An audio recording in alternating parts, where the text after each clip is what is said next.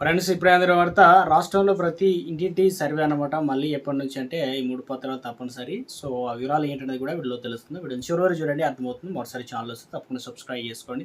చూస్తున్నారు కానీ లైక్ చేయడం మర్చిపోతుంది అనమాట. వెంటనే లైక్ చేయండి, వీళ్ళకైతే వెళ్ళిపోతుంది. ప్రతి ఇంటింటికి అయితే రావడం జరుగుతుంది అనమాట. ఇక్కడ వచ్చేసి బిఎల్ఓ అని పిలుస్తారనమాట. వచ్చినప్పుడు ఏం అడుగుతారు ఏందనేది డైరెక్ట్గా టాపిక్లో చూద్దామండి. మీ ఇంటికి వచ్చేటువంటి బిఎల్ఓ ప్రధానంగా ఓటర్ కార్డు సంబంధించి నంబర్, కుటుంబ సభ్యుల సంఖ్యను అడుగుతారనమాట. సో ఓటర్ కార్డు సంబంధించి అదేవిధంగా కుటుంబంలో ఎవరికైనా 18 ఏళ్ళు నిండా పోతున్నాయన్న వివరాలు కూడా వారు సేకరిస్తారు. అదేవిధంగా వివాహం వల్ల లేదా ఉద్యోగం వల్ల ఎవరైనా ఇల్లు మారారా అనే వివరాలు కూడా సేకరిస్తారు. అంటే మరణించారన్న సమాచారాన్ని అడుగుతారు. గత రికార్డులో ఏమైనా తప్పులు కనుక ఉంటే వాటిని గురించి సరిచేయడానికి వారు మీకు సహకరిస్తారనమాట. పాత వివరాలు 2002 నుంచి 2004 ఓటర్ లిస్టులో పేరు ఉందా లేదా అనే అంశాన్ని కూడా క్లియర్గా వాళ్ళు వెరిఫై అయితే చేయడం జరుగుతుందన్నమాట.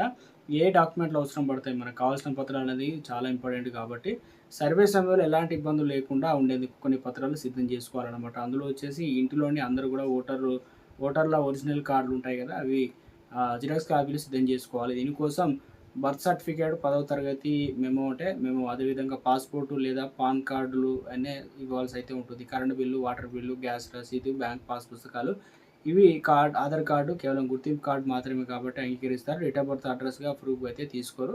ఇవి అనేది అవసరం పడతాయి అన్నమాట. ఒక ఫామ్ అనేది నింపాల్సి అయితే ఉంటుంది. బిఎల్ఓ మీ ఇంటికి వచ్చినప్పుడు ఒక ఎన్యూమరేషన్ ఫామ్ అనేది ఇవ్వడం జరుగుతుంది. అందులో అడిగిన వివరాలు తప్పు లేకుండా మనం రాయాల్సి అయితే ఉంటుంది. మీకు కొత్తగా ఓటు నమోదు చేసుకోవాలనుకుంటే ఫామ్ 9 అనేది నింపాల్సి అయితే ఉంటుందన్నమాట. సో అదేవిధంగా ఓటర్ కార్డులో పేరు, వయసు లేదా ఫోటో వంటి ఏమైనా తప్పులు సరిచేయడానికి కూడా ఫామ్ 8 అనేది ఇస్తారనమాట. అవి నింపాలి. ఎవరైనా చనిపోతే డూప్లికేట్ ఓటును తొలగించాలనుకుంటే ఫామ్ 7ను కూడా సమర్పించాల్సి అయితే ఉంటుంది. ఫామ్ నింపేటప్పుడు కేవలం క్యాపిటల్ లెటర్ మాత్రమే మనం రాయాల్సి అయితే ఉంటుందన్నమాట, గుర్తుంచుకోండి. అదేవిధంగా మీ పేరు అంటే పేరు మీ 10th క్లాస్లో మెమోలో, ఆధార్లో ఏది విధంగా ఉందో ఖచ్చితంగా అలా చూసుకొని అలా నింపాల్సి అయితే ఉంటుంది. డిజిటల్ వెసులుబాటు మీరు అప్లై వెయిటింగ్ చేయకూడదు అనుకుంటే నేరుగా మీరు ఎన్నికల సంఘం ఓటర్ ఈసీఐ ఉంది కదా, సో ఇందులో వచ్చేసి ముఖ్యంగా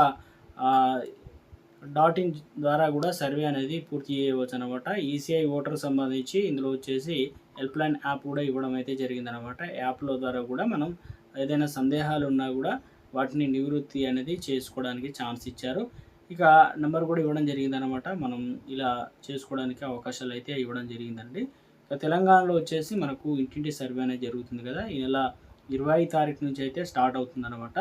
సో తెలంగాణ రాష్ట్ర వ్యాప్తంగా ఓటర్లు ప్రత్యేక సర్వే అయితే చేపట్టబోతున్నారనమాట. ఈ మేరకు అధికారులకు ఎలాంటి బాధ్యతలు అప్పగించారు, బిఎల్ఓలు, సూపర్వైజర్లు, పని విభజనకు సంబంధించిన జిల్లా అధికారులు వీరంతా కూడా ఇక నుంచి 2 దశల సర్వే అయితే ఉండబోతుందని చెప్తున్నారనమాట. సో మొత్తం మీద అయితే వాటిని ఆన్లైన్లో చివరిగా ఎన్యూమరేటర్లు ఆన్లైన్లో ఎంట్రీ చేయాల్సింది, పవర్ పాయింట్ ప్రజెంటేషన్ ఇవన్నీ కూడా ఉంటాయి కాబట్టి సో ఇవన్నీ డోర్ టు డోర్ సర్వే అనేది చేయడం అయితే జరుగుతుందన్నమాట. సో ఈ సర్వే అనేది ఈ నెల అంటే 20 తారీఖు నుంచి జూలై 24 తారీఖు వరకు ప్రతి గ్రామంలో బిఎల్ఓ సర్వే అనేది గడపడం అంటే ప్రతి గడపకు నిర్వహించడం జరుగుతుందన్నమాట.